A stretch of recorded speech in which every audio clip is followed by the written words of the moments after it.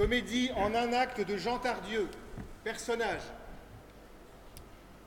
Le juge. Il est aussi médecin, maire, confesseur, etc. Les témoins. Monsieur Poutre. Madame Poutre. Épouse du précédent. Une salle de greffe ou de commissariat quelconque. Le greffier.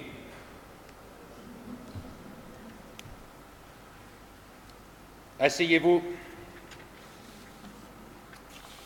Voyons, madame... Poutre. Madame Poutre. C'est cela, madame Poutre.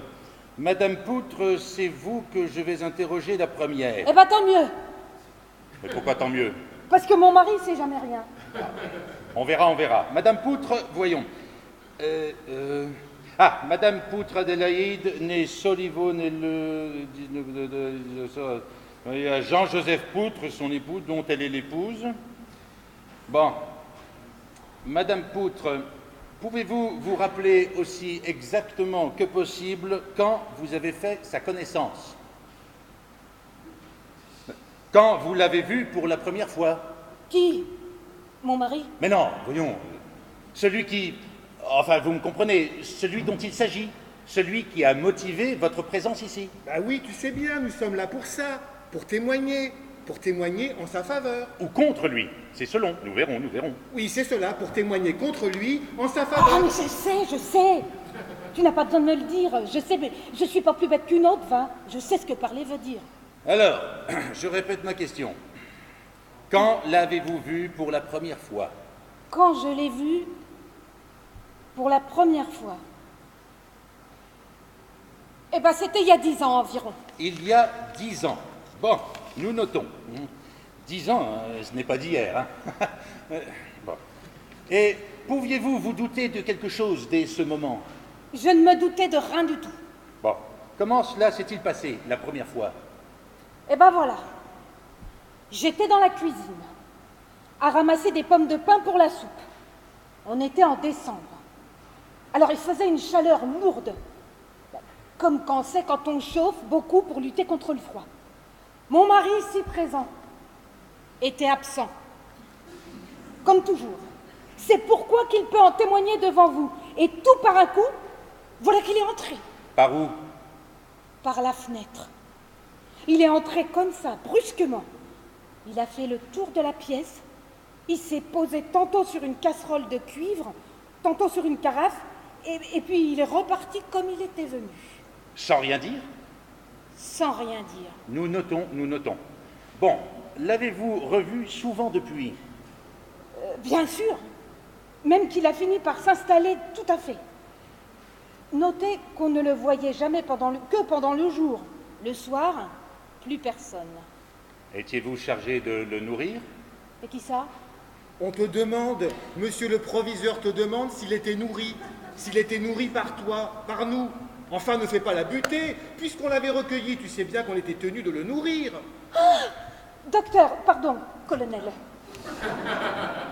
C'était bien plutôt lui qui nous nourrissait, qui nous réchauffait en tout cas. Qui vous réchauffait? Comment ça? Bah, pardi, c'est-il pas toujours comme ça? S'il n'était pas là, nous autres, on crèverait de froid, pas vrai? Ça, c'est vrai. Moi, quand je le vois, je suis tout ragaillardi. Comment je ne comprends plus. Vous venez ici pour déposer une plainte. Une plainte en sa faveur. Ne m'interrompez Oui, pas, ne m'interrompez pas, ne m'appelez pas docteur, monsieur ou monsieur le proviseur. Appelez-moi mon père. Donc, vous déposez contre lui et vous allez prétendre que sa vue vous ragaillardit, vous réchauffe, ou je ne sais quoi d'aussi absurde. Ce n'est pas absurde, docteur. Pardon, mon père. Ce n'est pas absurde, mon père docteur. On ne pourrait pas vivre sans lui, surtout à la campagne. Nous autres cultivateurs, nous autres légumes, fruits, primeurs, laitage, comment qu'on ferait sans lui, sans qu'il vienne tous les jours nous réchauffer le cœur? Mais enfin, de qui parlons-nous? Mais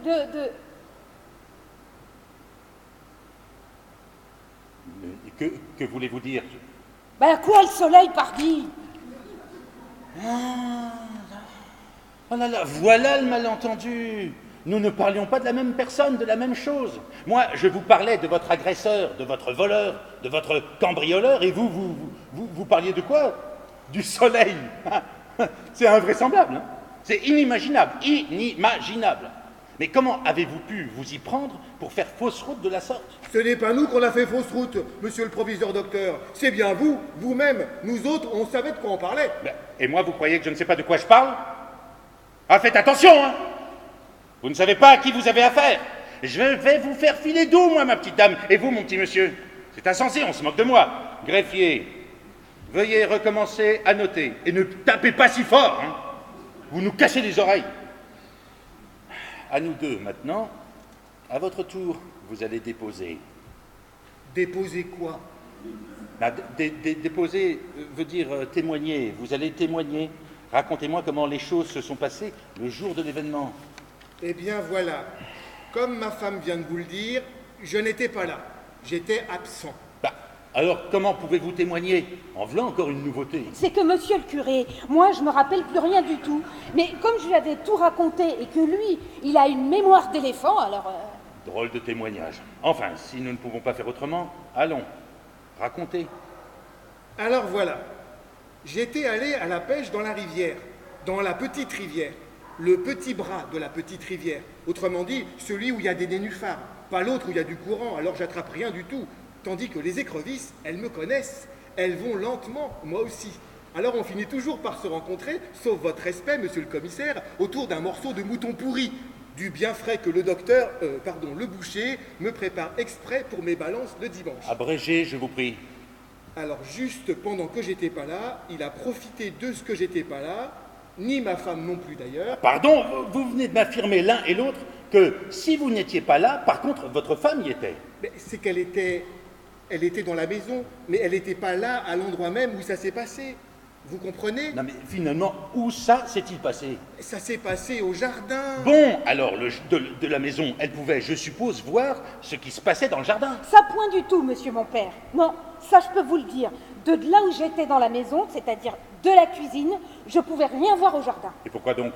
Parce que la cuisine, c'est une pièce qui tourne le dos au jardin. Alors, comment avez-vous pu raconter quoi que ce soit au témoin, enfin? C'est que, voyez-vous, je lui ai raconté les effets. Mais quels effets? Bah, les effets de ce qui s'est passé. Bah alors, racontez. Ah mais non, c'est pas à moi de raconter. Mais pourquoi, je vous prie? C'est pas à moi de raconter puisque je vous dis que j'ai rien vu. Alors, comment faire puisque lui, de son côté, votre mari n'était pas là? Ça fait rien. Lui, il raconte mieux que moi. Il a plus de mémoire ou d'imagination, je sais pas. Alors, monsieur Poutre, veuillez me raconter à moi, qui n'étais pas là, l'événement qui s'est produit en votre absence et qui vous a été rapporté par votre femme, bien qu'elle n'y ait pas assisté. Je vous disais donc que j'étais à la pêche. Quand je suis rentré, j'ai entendu un grand cri. C'était ma femme. Elle avait été blessée. Mais non! Elle était furieuse parce qu'il avait tout saccagé dans la maison. Ah bah enfin, nous y voilà, il avait tout saccagé. Notez bien, greffier. Tout, monsieur le juge, monsieur le professeur, tout. Les plates-bandes étaient piétinées, la toile des transats était déchirée, les oignons étaient coupés, les outils étaient par terre. Il avait dû être furieux. Une crise de nerfs, un delirium tremens peut-être. Venait-il souvent chez vous? Bah oui, souvent, ma femme vous l'a dit. Ah pardon, il y avait eu une confusion. Je parlais de lui et elle me parlait du soleil, rappelez-vous. Mais c'était vrai aussi de lui. Voyons, mais réfléchissez, il y a eu une nouvelle confusion. Vous m'avez dit tout à l'heure que c'était plutôt lui qui vous nourrissait. Maintenant, vous me parlez de ses colères, de ses déprédations.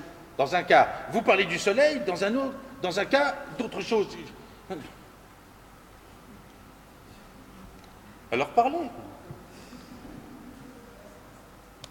Mais parlez-vous à la fin. Comment vous dire N'hésitez pas, ne craignez rien. Vous êtes ici pour dire toute la vérité, rien que la vérité, je le jure. D'ailleurs, dans tout ceci, vous n'êtes que des témoins. Témoin. Oui, d'accord. Mais aussi victime, monsieur mon fils. Appelez-moi mon père, ma sœur. Oui, mon père, ma sœur. Non, abrégeons. De qui, de quoi s'agit-il? De l'agresseur ou du soleil? Bon, des deux, monsieur le juge. C'était tantôt le soleil, bien sûr, et tantôt l'orage. Parce que l'orage, voyez-vous, quand il est là, il cache le soleil. Alors on le regrette, on est dans l'ombre et il saccage tout.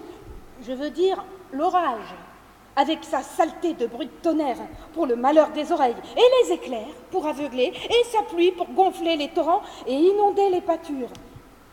Le soleil, lui, il réjouit le cœur quand on le voit.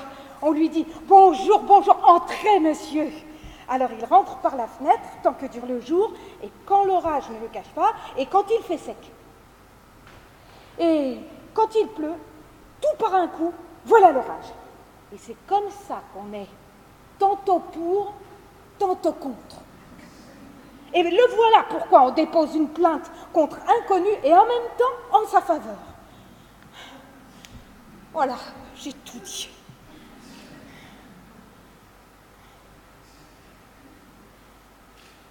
S'il en est ainsi, monsieur et madame Poutre, je ne peux rien pour vous. Rien, absolument rien. Greffier, concluez au non-lieu selon la formule, vous savez, tout bien considéré en mon âme et conscience, mutatis mutandis, nous ici présents en pleine possession de nos moyens d'existence, en présence des parties plaignantes et en l'absence des inculpés, décidons que rien de ce qui est avenu ne comporte de conséquences, sauf imprévu en tout bien, tout honneur et au dépens du prévenu, au tarif prescrit par la loi, etc., etc. Silence, respect de la loi, la séance est levée. Allez en paix, et que nul autre que l'orage ou le soleil ne trouble votre conscience.